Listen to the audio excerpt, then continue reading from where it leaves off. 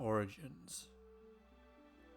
It is the beginning of the wet season, a time when all types of dinosaurs dot the land, from small ornithopods to towering sauropods.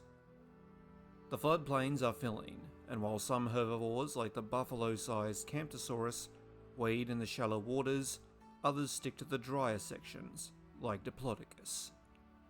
Though they too feed on the low-lying plants, using their long necks to reach far out into the waterways without the risk of sinking into the muck. In the forests, male Stegosaurus size each other up, ready to fight for leadership over small herds of females. In the shadows of these armored beasts, families of Enigma cursa forage and avoid the sharp eyes of small predators, like Ornitholestes. Deeper in the forest is where many infant or juvenile dinosaurs live, either seeking shelter or feeding as much as they can to grow as fast as they can. It is also home to one of the largest predators in the region. Resting in a slight clearing of her own making is an adult female Ceratosaurus. Her scaly body, dotted with protective osteoderms, is surprisingly well hidden amongst the thick vegetation. This is despite the 3 horns on her head, one over each eye, the other on her nose, giving this species a distinct appearance when compared to any other predator they share a territory with. The female shakes her head, sending the water that has gathered on her body from the light rain shower spraying across the ferns and ginkgos around her. She then yawns, revealing the large serrated teeth, usually hidden inside her compact but powerful jaws. Despite resting here for a few hours, she hasn't slept, but been on watch, as she has been keeping a close eye on her nest. Inside are 14 juveniles, each one no more than 40 centimeters long. Their mother has watched over them from the moment she laid her eggs to when she first heard them squeak as they broke through their shells.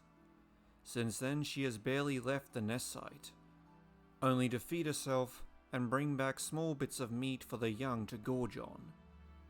During the last few weeks, a number of the forest's small carnivores have attempted to raid her nest, but so far she has only lost one of her brood. And that was when she was away on a hunt.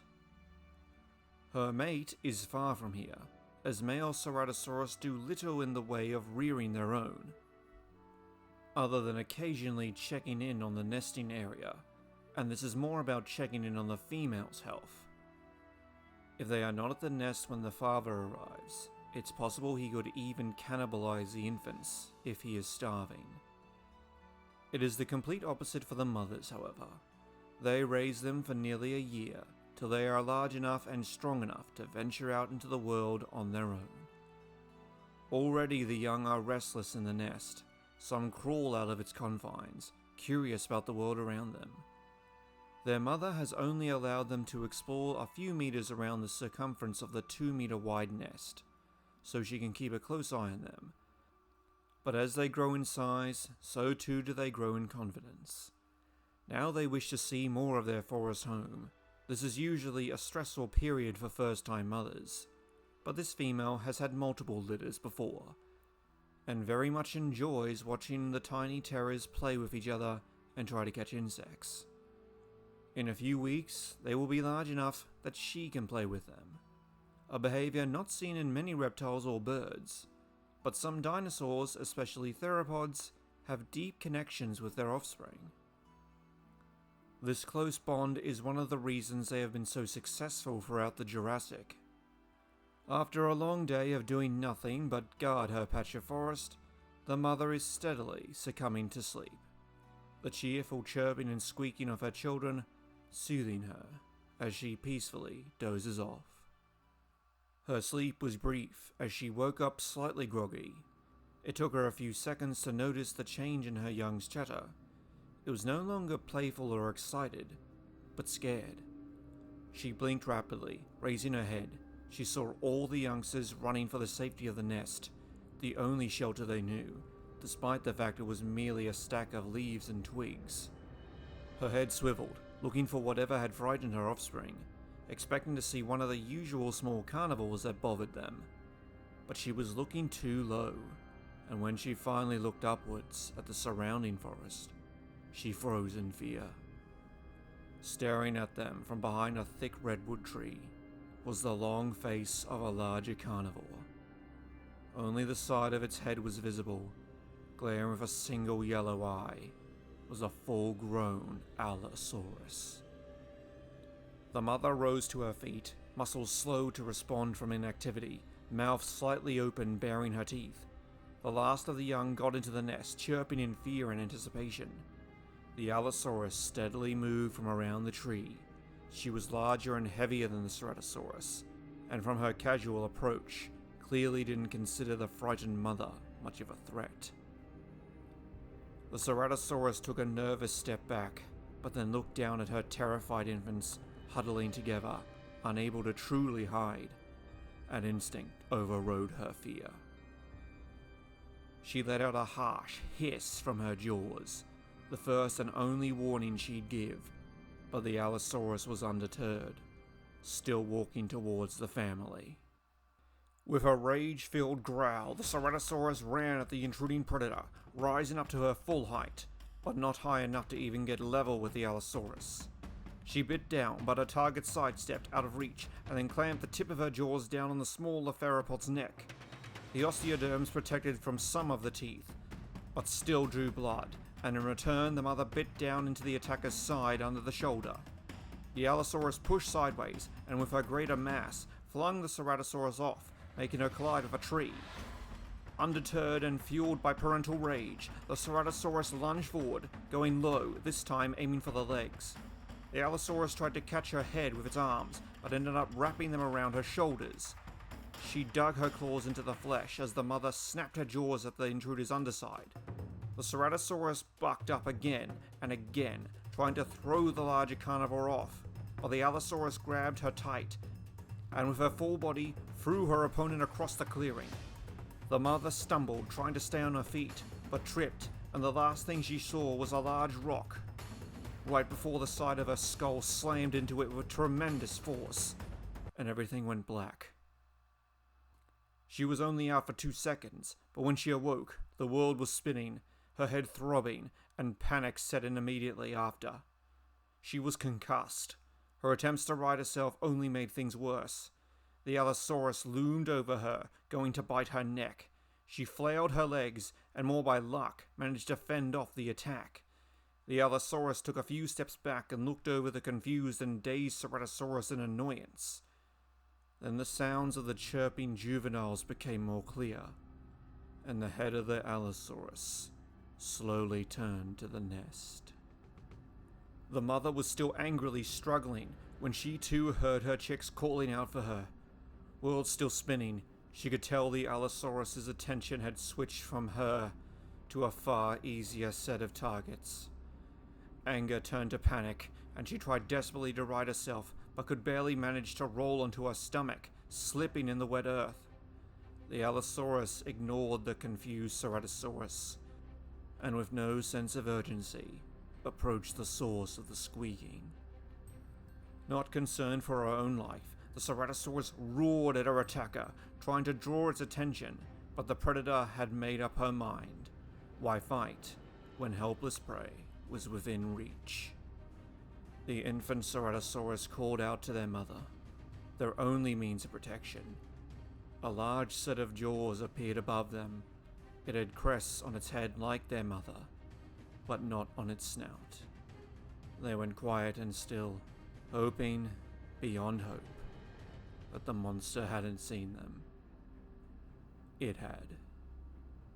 The jaws of the Allosaurus snapped down into the nest, and a wet pop broke the silence. A moment later, the infant Ceratosaurus started to scream. The mother lurched forward, sliding across the ground, frantically kicking her legs, throwing her head up and yelling out, but despite everything, she couldn't get any closer. The Allosaurus lifted its head up, jaws smeared in blood. It threw back the remains of several infants down its throat and bit down again. cutting off more of the terrified cries. Some of the juveniles were trying to break out of the nest, but were tangled in the branches. They cried out for help, for escape, and were picked off one by one, each lifted and crushed in the giant's jaws. The disorientated Ceratosaurus howled in anguish, knowing that every few seconds another of her chicks' lives were being snuffed out and consumed. She righted herself and lifted up, but immediately swayed to the left and collapsed back down. She couldn't even stand, let alone save anyone else.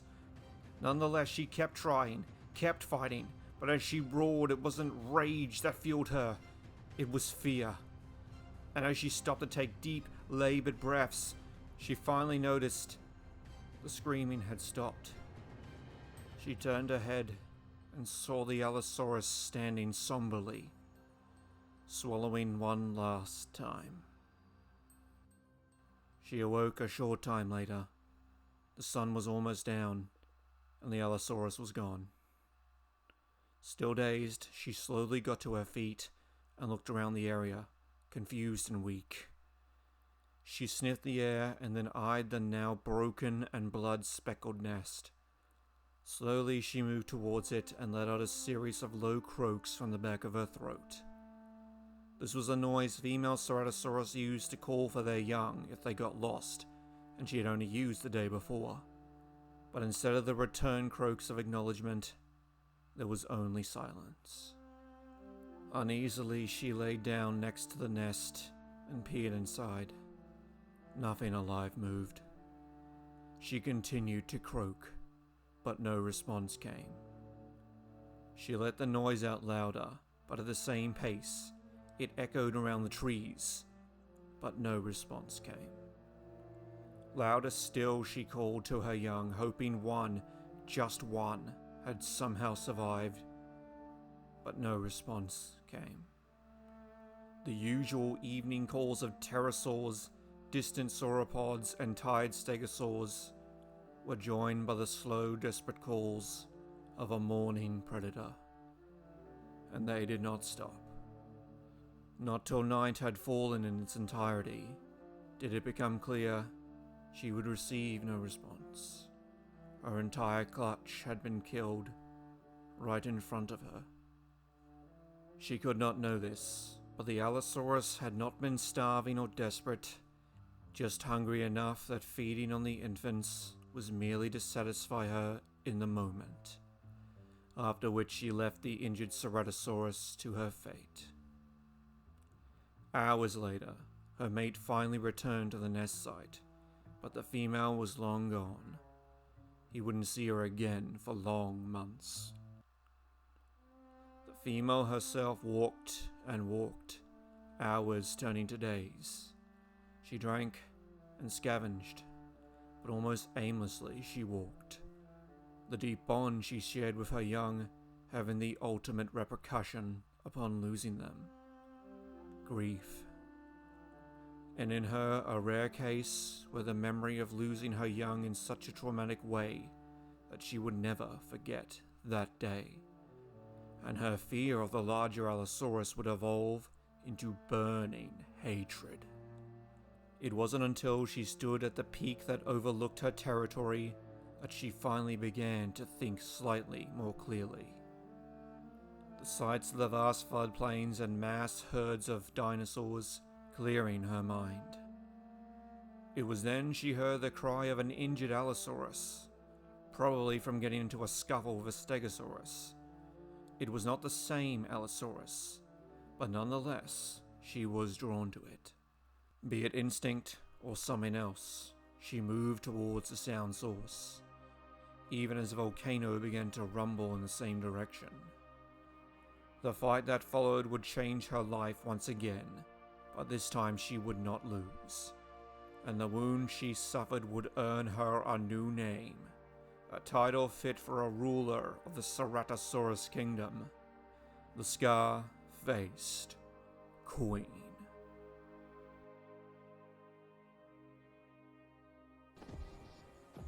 Hello fellow travelers, and welcome to the 200th episode of Prehistoric Breakdown. And for this special occasion, I will be doing a remake / updated version of the very first animal I started this series on. A video that, narrative and all, lasted 4 minutes and 30 seconds. How times have changed, and definitely improved. But enough reminiscing, let's get straight into the episode itself, and the genus that started it all, Ceratosaurus. The first remains of Ceratosaurus were discovered in 1883, during the time known as the Bone Wars, a period where two paleontologists, of Neil Charles Marsh and Edward Drinker Cope, competed against each other for decades across the US to find, collect, and name as many fossils as possible, leading to many discoveries, but a lot of problems for later researchers down the line, not to mention ruining the lives of both of them. The original fossil was not found by either, however, but by a farmer named Marshall Parker Fletch, in the Garden Park area near Cannon City in the state of Colorado. The skeleton was mostly complete and in articulation, which means the bones were still connected to each other, though some bones were distorted. This remains the most complete skeleton of any individual of Ceratosaurus discovered. Upon being unearthed, the fossils were shipped to the Peabody Museum of Natural History, where they would be examined by Marsh, who realized that he had quite the find. For one, it was at the time the most complete theropod skeleton in North America, and one of the most complete large theropods in the world. Marsh could tell this genus was quite different to others like Allosaurus, and so not only gave it its own genus, but an entire family, that being Ceratosauridae. For the genus itself, Marsh named it Ceratosaurus nasicornis. The genus name meaning horn lizard, and the species name meaning nose horn. So yes, its name does roughly translate to horn lizard with a horn. In 1898, the specimen will be transported to the National Museum of Natural History to be prepared and eventually displayed, a trip that would damage some of the remains further. It wasn't until 1910 that it would be mounted for the public. And this mount was ahead of its time, showing it had a horizontal posture, with its tail not dragging on the ground, which was the norm for theropods at the time, a fact that wouldn't become normalized for at least 3 decades. Numerous depictions were made before this, with varying degrees of accuracy. One of the most prominent inaccuracies were that too many sets of ribs were added, giving the animal a thick tube-like body. Since then, only a few individuals have been found across the United States in the fossil formation known as the Morrison Formation. Most are fragmentary, and in some sites the genus is only known from teeth. 2 more skeletons, however, got entire species attributed to them. One found in the early 60s at the Cleveland Lloyd Dinosaur Park in Utah was one of the largest, and named C. dentis sulcatus, after the parallel grooves present on the inner sides of the premaxillary teeth. Another found near Fruita, Colorado, was fairly complete and not fully grown, given the species name C. magnicornis, because the nasal horn was larger than the other specimens. As one may be able to deduce, these differences are not really enough to justify naming an entirely new species, and as of 2025, both of these species are considered dubious, and only nasicornis is still valid. On a final note, a juvenile specimen was found in 1996 in Bone Cabin Quarry, Wyoming. At 34% the size of the holotype, it was sent to a private museum, and thus not properly described. This specimen was sold to a private buyer in 2024, and then sold at Sotheby's in 2025 for $30.5 million. In 2000, remains were found in central west Portugal, and additional remains of the same specimen were unearthed in 2006. This individual would be identified as Ceratosaurus dentis sulcatus in 2006, though its exact species wasn't known for certain.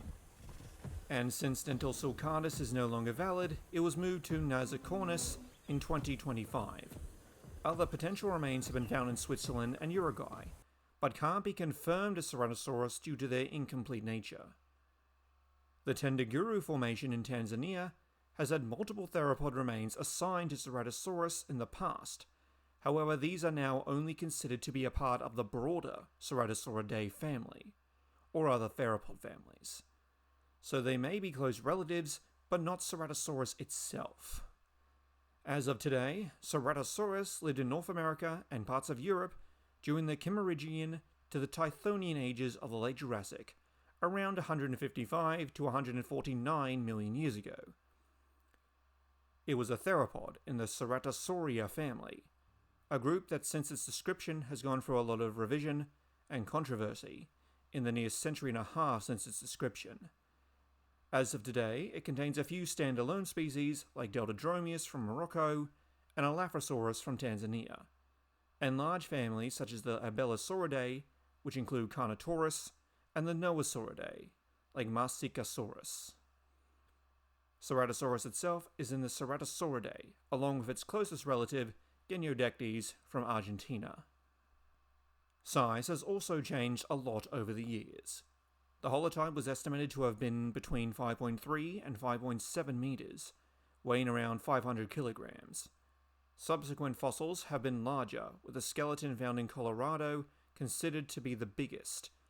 A 2025 study calculated this individual to be 7 meters long and 1,240 kilograms, a significant step up even from more recent studies that suggested Ceratosaurus would barely reach a ton. Now let's break down its anatomy in more detail, starting with the tail that made up almost half of the animal's length, and would have held it upright and balanced. The tail was quite tall for a theropod. Its size is due to the high neural spines and long chevrons, likely having strong attachment points for the caudal femoralis muscles, which give the animal powerful forward motion in its strides. The leg was strongly built, with 4 toes each tipped of a claw, the first being the dew claw and the rest being large weight-bearing toes. Though not always in reconstructions, Ceratosaurus did have gastralia, or belly ribs, that extended from the sternum to the pelvis, providing support for the abdominal muscles. The vertebra had spaces for air sacs, like in modern birds, to reduce weight, and were a part of the respiratory system.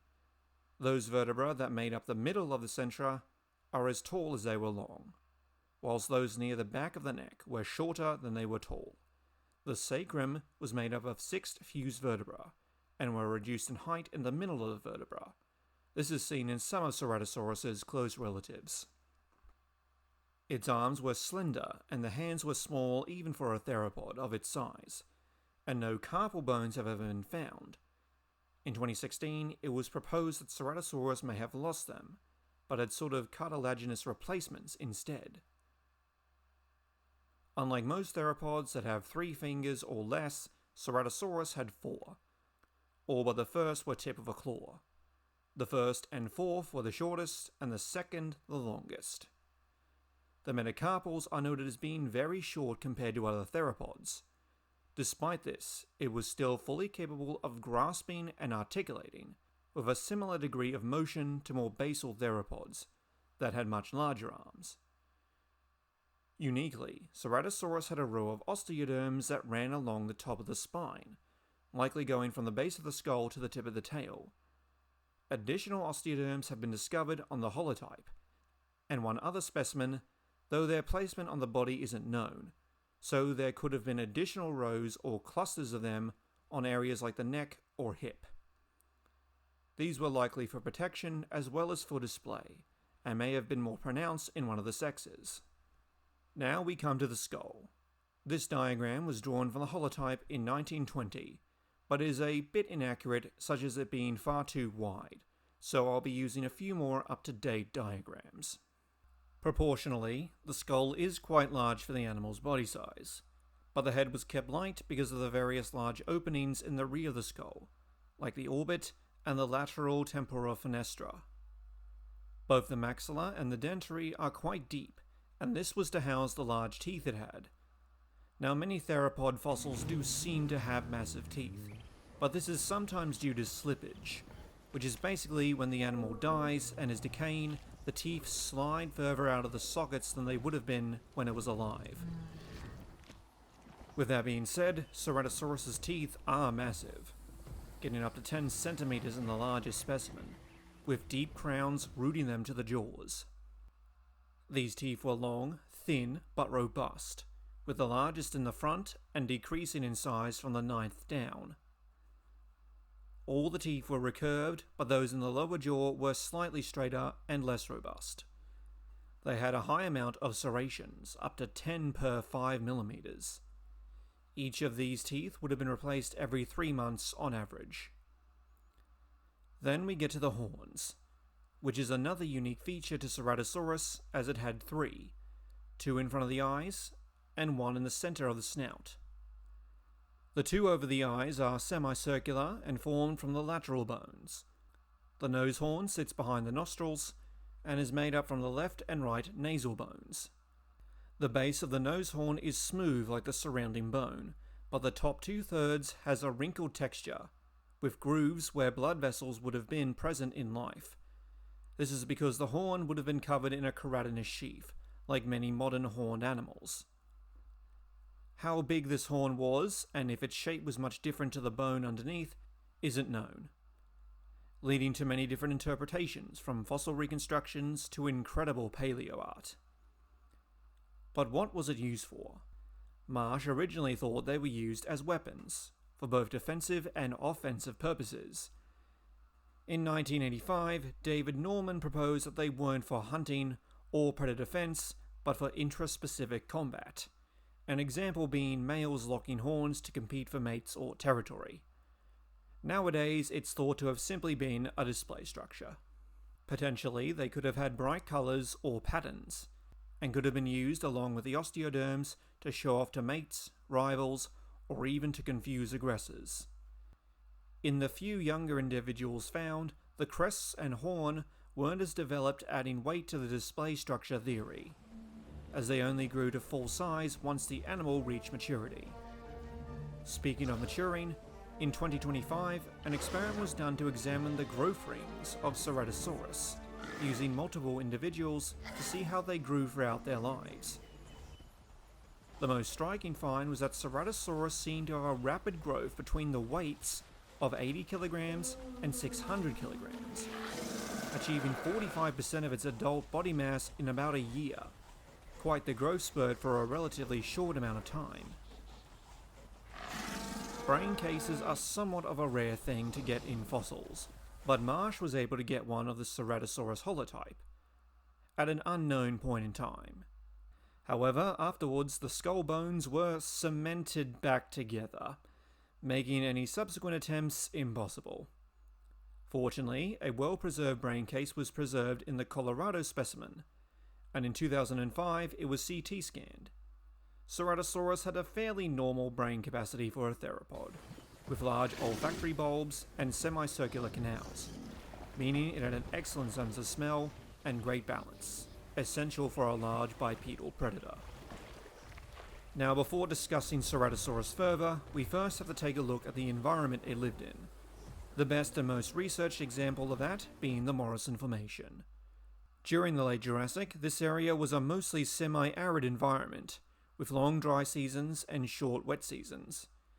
But this does not mean it was a desert, with biomes ranging from conifer forests, wetlands, open fern savannas, floodplains, and essential rivers and lakes. These environments were very similar to those seen in other countries Ceratosaurus remains have been found, like Portugal and Tanzania. Now, it would take a long time to go over all the different genera that lived alongside Ceratosaurus, so we'll keep it simple, and say that there were huge amounts of animal life dug up from the Morrison.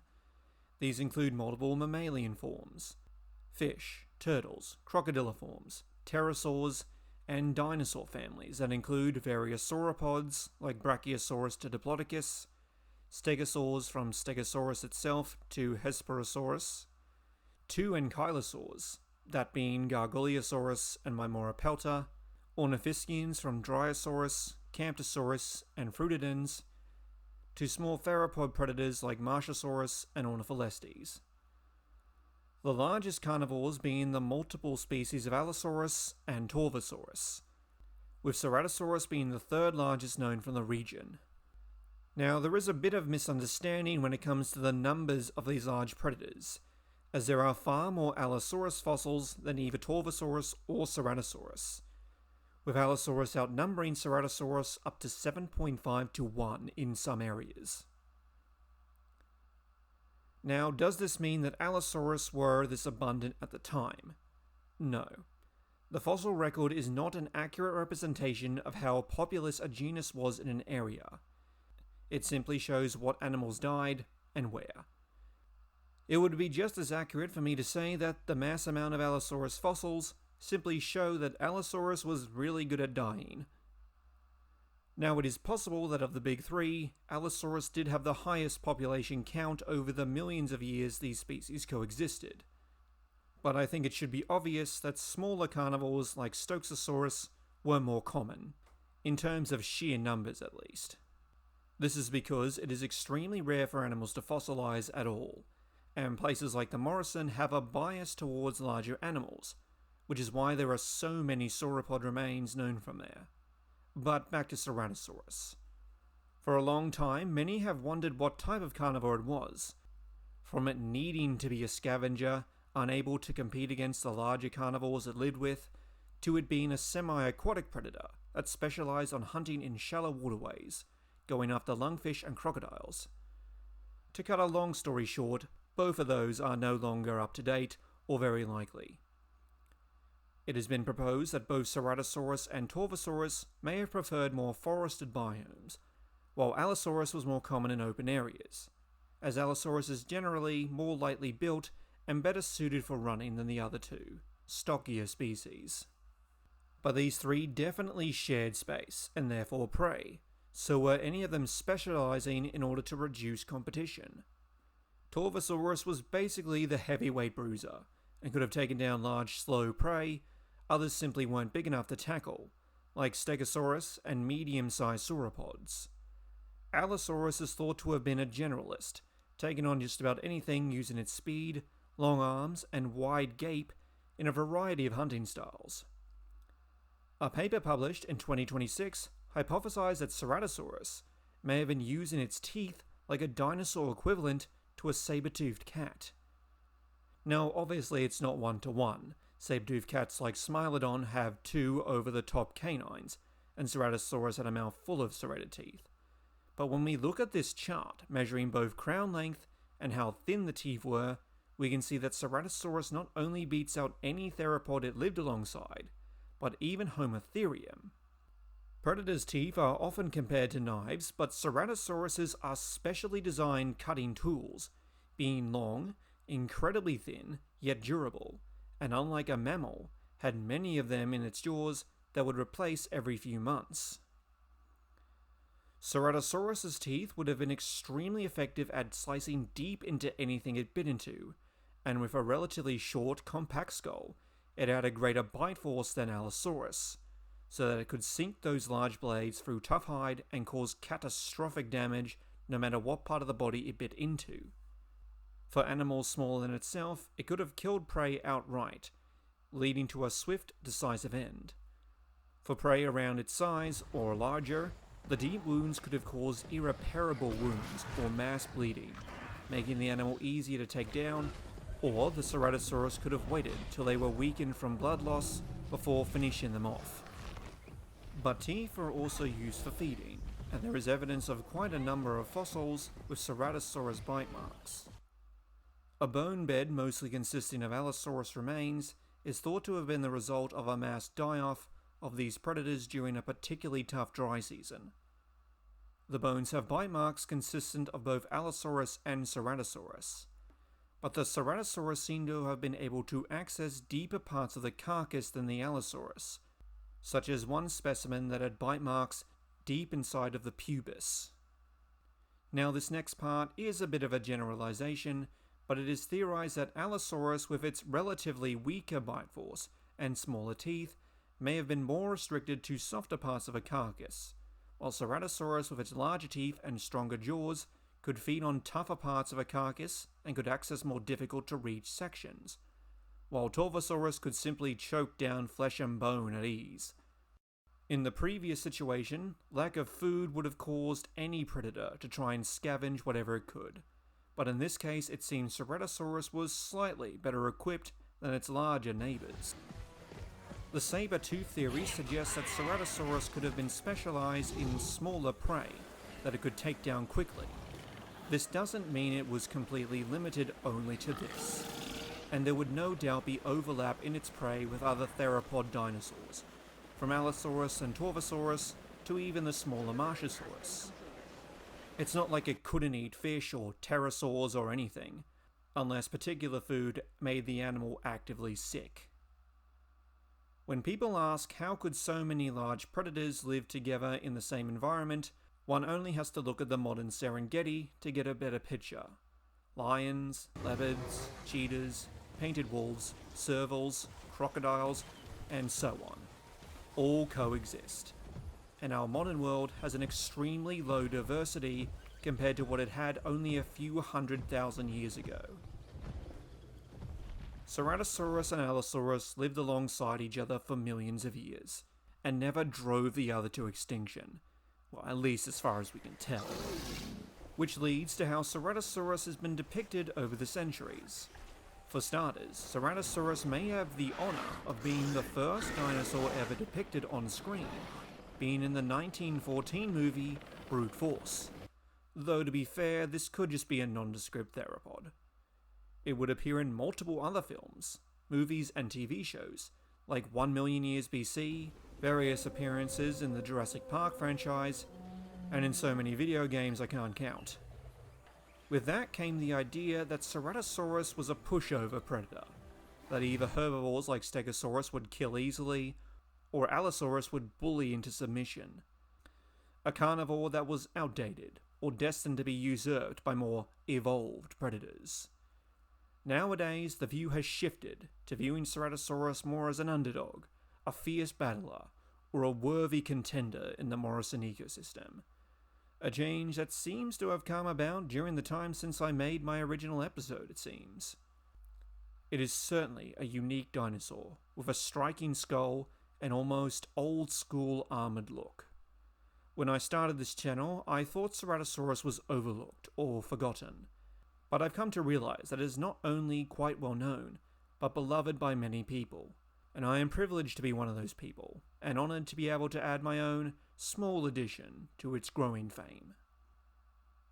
But what do you think of Ceratosaurus? And for my questions of the week, what has been your favourite part of the Ceratosaurus Kingdom playlist over the years? Did you enjoy learning about the origins of the scar-faced queen? And did you learn anything new from my much bulkier breakdown section? What lesser-known dinosaur would you like me to do a breakdown on next? And for a very special 200th time, please like, share, subscribe, and thank you for watching.